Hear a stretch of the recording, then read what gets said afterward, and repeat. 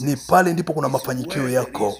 Ni pale ndipo kuna ukuu wako katika kutimiza agizo ya Mungu.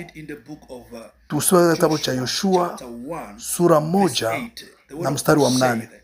Maandiko yanasema, kitabu hiki cha Torati kisikuondokee nywani mwako, lakini wewe utafakari kitabu hiki usiku na mchana, na utimize vizuri sawasawa na mambo yanayoandikwa ndani, ili upate kufanyikisha njia zako na kuwa na mafanikio mazuri.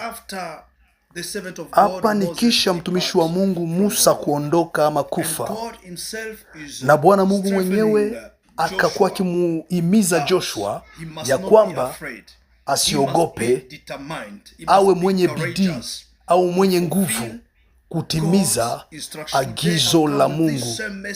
Nimekuja na ujumbe huu leo ya kwamba kutimiza agizo la Mungu. Kitabu cha Torati kisikuondokee wewe. Itafakari kitabu hicho usiku na mchana, na wewe utaona utukufu wa Mungu. Utaona yale Mungu atatenda pamoja na wewe. Kutimiza agizo la Mungu sio kwa hiari kwa Mkristo, ni ufunguo